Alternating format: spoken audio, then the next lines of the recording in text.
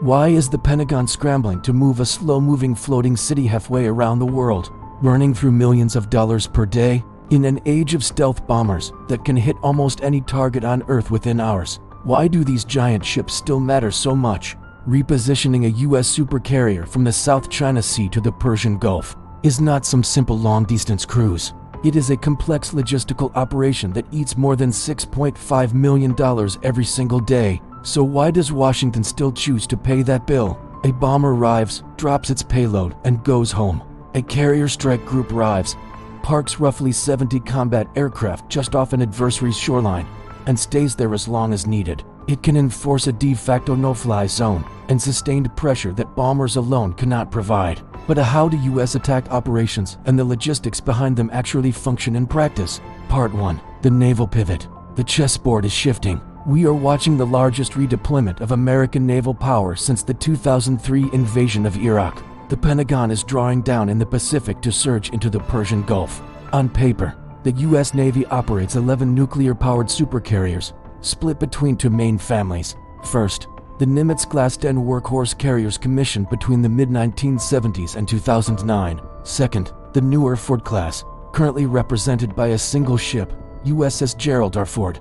This new generation uses electromagnetic catapults to launch jets more efficiently and with less stress than older steam systems. Now imagine this scenario. The Department of Defense issues a green light, flash priority order.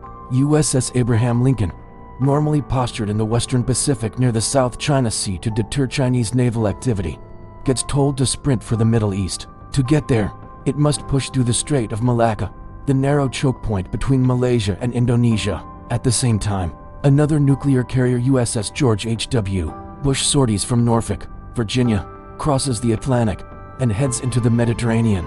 That move leaves the Pacific notably exposed, with only USS Ronald Reagan or her relief, USS George Washington, likely available in Japan.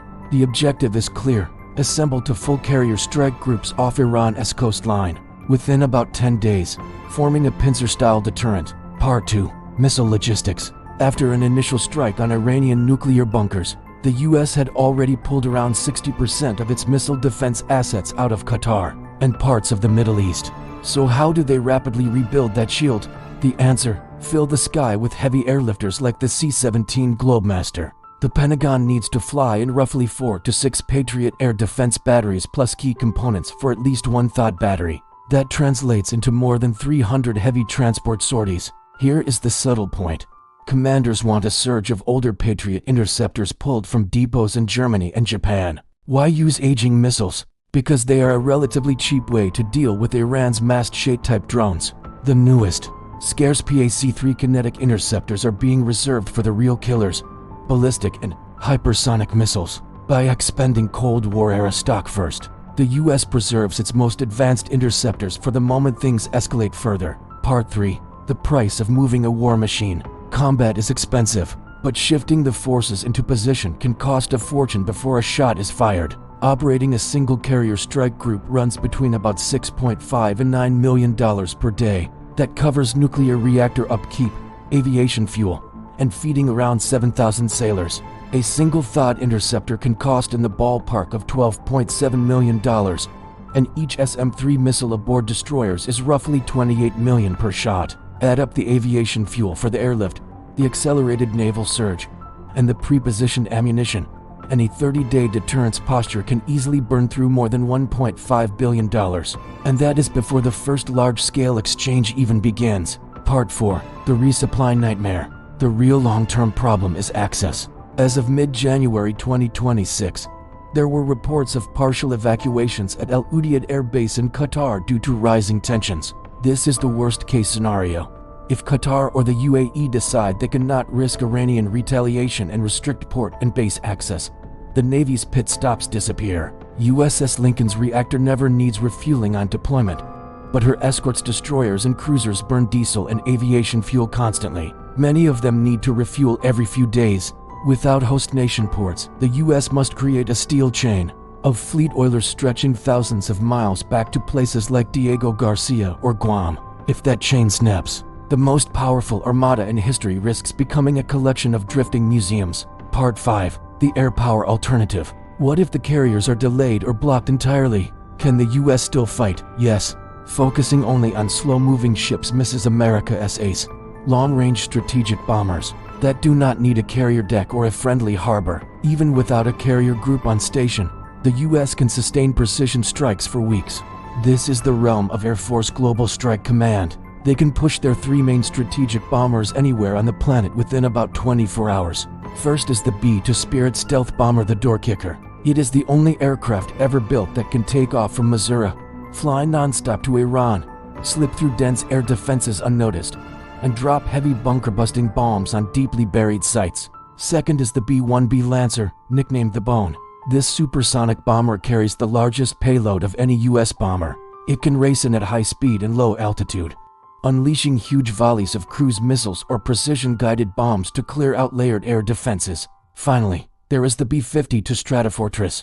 It looks like a relic, but it functions as a flying missile truck, firing long-range cruise missiles from hundreds of miles away, beyond Iranian air defense envelopes. Here is how a coordinated strike might unfold. First, B-52 South penetrate to knock out high-value air defense nodes like S-400 batteries and other advanced surface-to-air systems, using stealth to stay off radar. Next, B-1Bs come in low to destroy older guns and missile sites that still threaten non-stealth aircraft. With those layers stripped away, B-52s and conventional aircraft can roll in to hit critical infrastructure without facing the same air defense wall. This mix is crucial because only about 19 B-2s are in service, far too few to carry an entire air war alone. So we circle back to the carrier strike group. A typical group includes 5 to 7 major ships. At the center sits the supercarrier, capable in surge conditions of carrying up to around 130 aircraft, though normal air wings are smaller. On the flanks, you might see 4 Arleigh Burke-class destroyers focused heavily on air and missile defense. Leading ahead is often a Ticonderoga-class cruiser, handling multi-mission roles, air defense, undersea warfare with torpedoes, naval gunfire support, and surface combat. At the rear, a frigate-type escort adds extra anti-surface and anti-air coverage, though with less capability than the larger combatants. Depending on the mission, a nuclear-powered Virginia-class submarine can join, hunting hostile ships and subs from below. The carrier air wing brings its own specialized assets. The E-2 Hawkeye flies ahead of the fleet, its distinctive rotating radar dish scanning for threats and providing early warning out to roughly 100 kilometers. A C-2 Greyhound acts as a small cargo aircraft, ferrying personnel and critical parts to and from the carrier. MH-60 Seahawk helicopters handle search and rescue and anti-submarine warfare, taking off from designated spots on the carrier and its escorts. Together, sea, air, and land-based forces form a layered nuclear and conventional deterrent. If you want to dive deeper into the sea, air, and land pieces of the nuclear triad, make sure to subscribe so you do not miss our upcoming breakdowns.